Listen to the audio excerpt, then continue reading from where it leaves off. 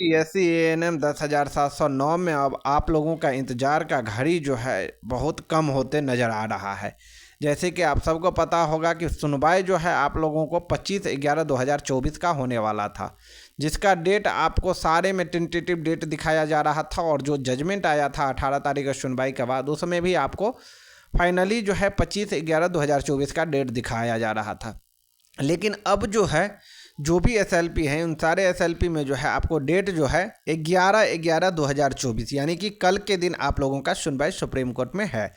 तो क्या कल के दिन जो है किन टॉपिक पे सुनवाई होगा और क्या मुद्दा रहेगा, क्योंकि अभी तक जो है अर्चना कुमारी की तरफ से काउंटर फाइल जो है सुप्रीम कोर्ट में नहीं हुआ है। तो कल का सुनवाई से जो है क्या फ़र्क पड़ने वाला है, क्या डायरेक्ट कल ही जो है ट्रांसफ़र हो जाएंगे मेन जज साहब के बेंच में केस, इन सब सारे चीज़ों पे बात करने वाले हैं।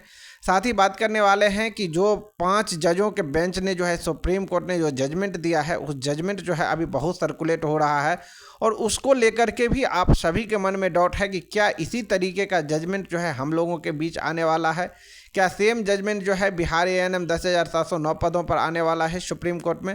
तो इन सब सारे मुद्दों पे बात करेंगे। फाइनली जो है आपको पता होगा कि कल के दिन यानी कि मंडे सोमवार के दिन जो है आप लोगों का 11/11/2024 के दिन जो है आप लोगों का केस रजिस्टर्ड हो गया है। सीरियल नंबर जो है 1720 पे जो है रजिस्टर्ड है। केस जो है आपको 11/11/2024 के दिन हॉनरेबल जस्टिस उज्जवल भुयान सीरियल नंबर 1720 पे आपका केस जो है रजिस्टर्ड है। ये डायरी नंबर आप यहाँ पे देख सकते हैं 28/7/19/2024। ये जो है आपको जेवा जरीन का डायरी नंबर है, और ये जो केस आपका रजिस्टर्ड है वो सीरियल नंबर जो है 1720 पे रजिस्टर्ड है। तो क्या इस रोज़ क्या सुनवाई होगा, तो देखिए हमने पहले ही बता दिया गया था कि ये केस जो किया गया था इसमें जो है बहुत सारे लोगों को पिटिशनर बनाया गया था, और जिन लोगों को पिटिशनर बनाया गया था तो उसमें जो है मुद्दे को अलग रखा गया था। मुद्दे को इसलिए अलग रखा गया था, और इस मुद्दे को लेकर के जो है जो भी क्वालिफाई के तरफ से ये केस हुआ था उनके एडवोकेट के तरफ से जो है इस केस को डेट लेना चाह रहा था, क्योंकि इसमें फिर से नोटिस जारी ना हो। क्योंकि आपको पता होगा कि केस सुप्रीम कोर्ट में जो केस किया गया था पहले, उसमें जो है सभी को नोटिस जारी किया गया, और जब सभी को नोटिस जारी किया गया, जितने भी रिस्पोंडेंट थी उन सारे को जो है नोटिस जारी किया गया, और नोटिस जारी करने के बाद जो है आप देखे होंगे कि केस में जो है कितना डिले हुआ।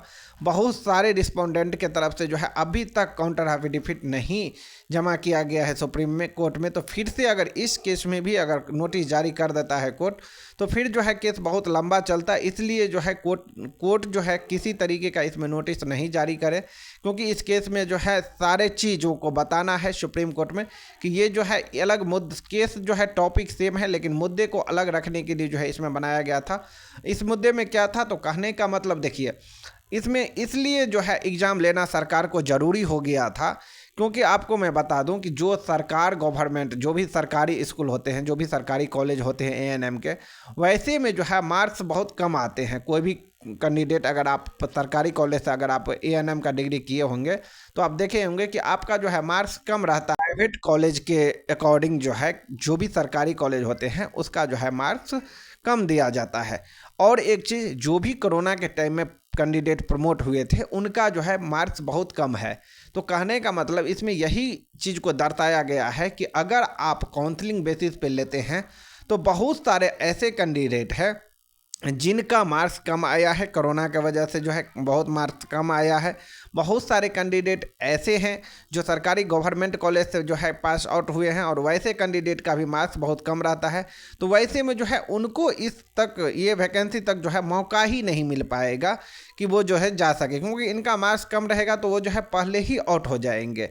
और इस नियमावली जो 2022 का नियमावली में 2022 में लोग फॉर्म भरे थे, 2018 का नियमावली में कहीं भी ऐसा नहीं लिखा गया था कि 2000 जो भी कोरोना प्रमोटेड कैंडिडेट है उनको जो है विशेष तौर पर कुछ अधिकार दिया जाएगा या कुछ छूट दिया जाएगा।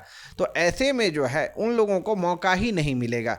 इसी को दर्शाने के लिए, इसी बात को जो है सुप्रीम कोर्ट में प्रूफ करने के लिए जो है इस एसएलपी को किया गया था, और इसमें जो है बहुत सारे कैंडिडेट को जो है पिटिशनर बनाया गया था। आप देखेंगे तो नीचे जब आएंगे तो इसमें जो है जेवा जरीन से स्टार्ट होता है, नीचे जब जाएंगे तो बहुत सारे कैंडिडेट को जो है जो कि कैंडिडेट क्वालिफाई हैं और जिनका जो है मार्क्स कम है, बहुत सारे कैंडिडेट ऐसे भी हैं जो कि कोरोना टाइम के प्रमोटेड हैं।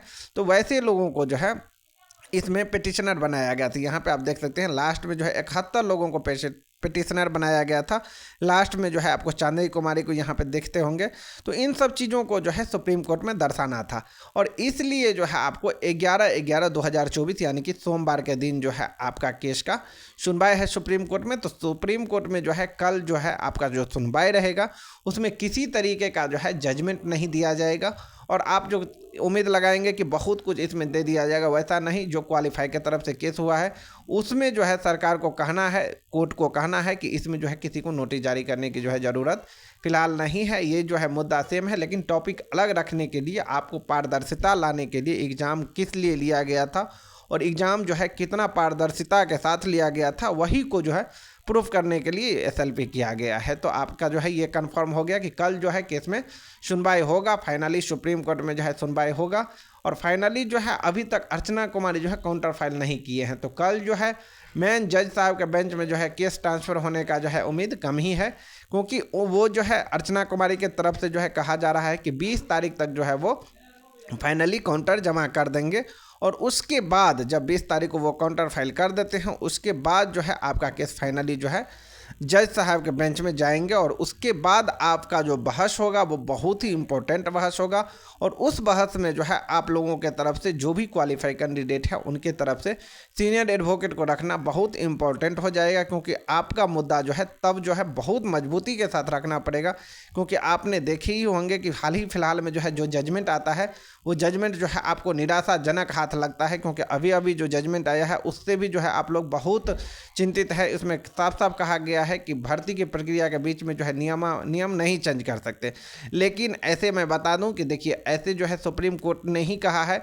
69,000 वाला टीचर वाला जो बहाली आया था उसमें सुप्रीम कोर्ट ही कहा था कि पारदर्शिता के तहत जो है आप नियम को चेंज कर सकते हैं। अगर सरकार चाहता है कि पारदर्शिता भर्ती में लाया जाए तो वैसे मामला में जो है नियम को चेंज कर सकते हैं। एक और जो है आपको राजस्थान वाला ही मैटर था, उसमें भी सुप्रीम कोर्ट ने खुद कहा था कि कुछ मैटर में जो है नियम चेंज कर सकते हैं। इसमें भी कहा गया है, आप अगर अच्छे तरीके से इस जजमेंट को पढ़ेंगे तो उसमें भी कहा गया है कि कुछ मामला ऐसे हैं जिसमें कि आप जो है बदलाव कर सकते हैं और संविधान का जो अनुच्छेद 14 है उसका जो है उल्लंघन नहीं होना चाहिए। इसका जो है किसी तरीके का जो है कोई कैंडिडेट पे जो है प्रभाव नहीं पड़ना चाहिए। और इसमें जो है सेम इसी तरीके का हुआ है। इसमें जो है आपको सेम संविधान जो है अनुच्छेद 14 का जो है कहीं भी उल्लंघन नहीं हुआ है।